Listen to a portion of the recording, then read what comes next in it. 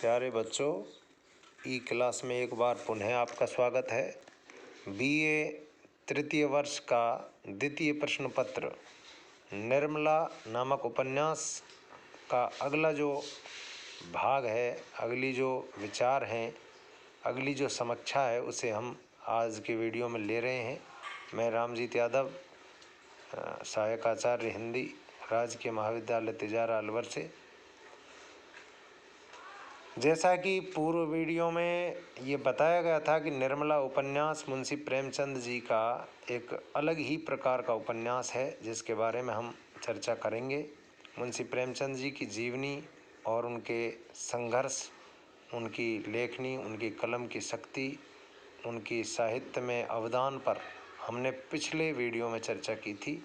अब निर्मला उपन्यास क्या है, इसके विषय में आपसे आज के वीडियो में चर्चा करेंगे। निर्मला उपन्यास का सबसे पहली जो बात है वह है कि इसका प्रकाशन सन 1927 में हुआ था, एक पुस्तक के रूप में।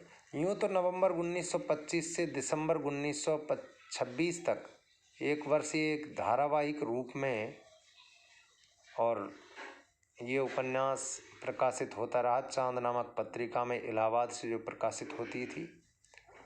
निर्मला उपन्यास पर एक 80 के दशक में बहुत अच्छा सीरियल निर्मला नाम से चला, तो लोगों ने उसको काफ़ी सराहा, बड़ी ही प्रशंसा की गई निर्मला की।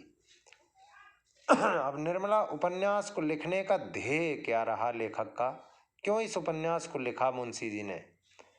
इसका जो उद्देश्य है वो उद्देश्य है अनमेल विवाह और दहेज प्रथा की समस्या को, जो समाज में मुंह फैलाए बैठी है, उसको प्रकाशित करना। अनमेल विवाह क्यों होते हैं समाज में, उनके पीछे क्या राज है, क्या कारण है जो अनमेल विवाह होते हैं, और उन अनमेल विवाहों से मानवीय समाज में क्या क्या विसंगतियाँ, विद्रूपताएँ और वैमनस्यताएँ, समस्याएं जन्म लेती हैं, उन सब पर मुंशी जी ने बड़ा ही साहसिक रूप से लेखन किया है। दूसरी बात, दहेज प्रथा को भी इसमें एक अभिशाप के रूप में, समाज को एक दंड के रूप में यहाँ दिखाया गया है कि दहेज एक दानव है जो पूरे समाज को लीलता है। और इस उपन्यास में महिला सशक्तिकरण, नारी सशक्तिकरण पर बहुत अच्छी चर्चा की है। आपको जानकारी के लिए बता दूं कि निर्मला उपन्यास हिंदी साहित्य का प्रथम मनोवैज्ञानिक उपन्यास है और मुंशी प्रेमचंद जी का प्रथम यथार्थवादी उपन्यास भी।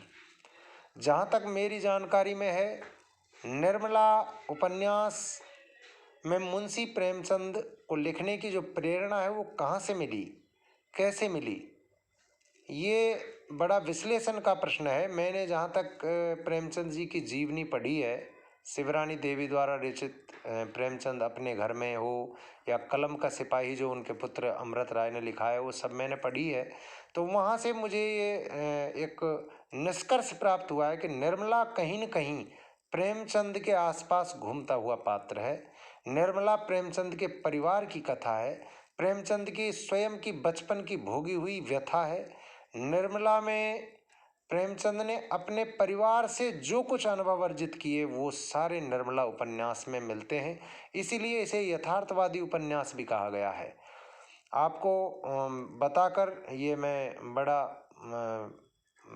प्रसन्नता महसूस करूँगा कि प्रेमचंद जी की जहाँ तक जीवनी है, उसमें प्रेमचंद जी के पिताजी का नाम आपको पता है कि अजायब राम मुंशी जी था, जिनकी प्रेमचंद जी की जो माता जी थी, उनका स्वर्गवास हो जाने के बाद उन्होंने एक बहुत ही नई उम्र की लड़की से शादी की थी, जिससे प्रेमचंद जी काफ़ी परेशान रहे थे और विमाता के अत्याचारों को भी उन्होंने बहुत ही ज़बरदस्त तरीके से सहन किया।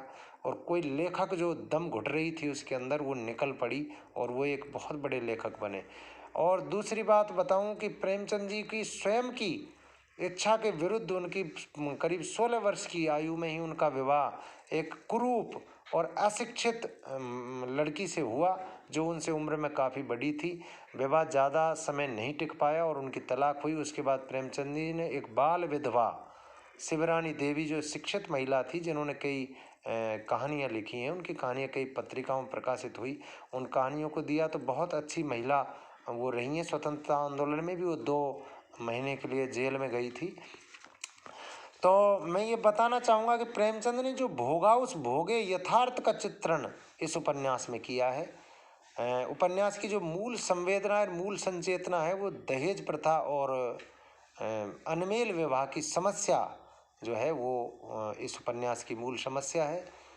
आप इसकी समीक्षा में इस उपन्यास के तत्वों में यदि हम कथानक लेते हैं तो ये कथानक निर्मला नामक एक बहुत ही सुशील, सुंदर और कम उम्र की एक लड़की के विवाह से प्रारंभ होता है, जिसका विवाह एक अधेड़ उम्र के जो कि 3 निर्मला की ही उम्र के 3 पुत्र थे, जिनके मुंशी तोताराम मुंशी जी थे, पैसे वाले थे।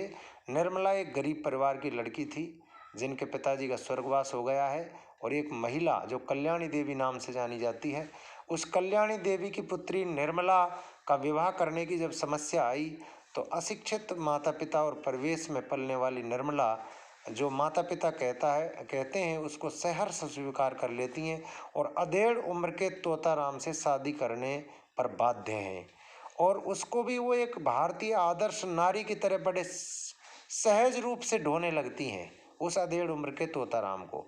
अनमेल विवाह की समस्याएं बहुत उपजी।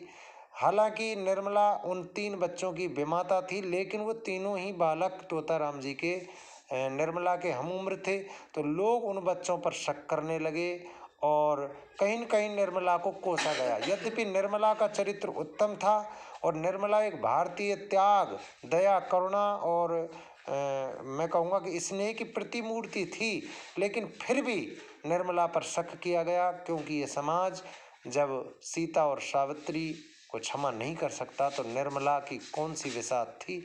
तो मैं ये कहना चाहूँगा, निर्मला ने वो समाज का दंश झेला, वो पीड़ा झेली, फिर भी निर्मला ने उसको निर्वाह किया। तो कथानक इसी प्रकार है कि डॉक्टर सिन्हा एक पढ़ा लिखा और जिम्मेदार एक नागरिक है, जिनसे वो पैसे के अभाव में विवाह नहीं कर सकते, क्योंकि वहाँ दहेज की मांग होती है। एक सभ्य और संभ्रांत परिवार की लड़की की शादी डॉक्टर साहब से इसलिए हो जाती है क्योंकि वो दहेज में पैसा दे देते हैं। निर्मला का एक पढ़े लिखे सभ्य सुशिक्षित सुंदर लड़के से जो उसके हम उम्र था उससे भी शादी ये इसलिए नहीं होती कि कल्याणी के पास लगन टीका में देने के लिए 1 रुपया भी पास नहीं था। तो ये सब समस्याएं आज भी हम भोगते हैं, इसीलिए ये निर्मला एक कालजयी उपन्यास है जो आज भी उतना ही प्रासंगिक है, उतना ही हमारे लिए अनुकरणीय है।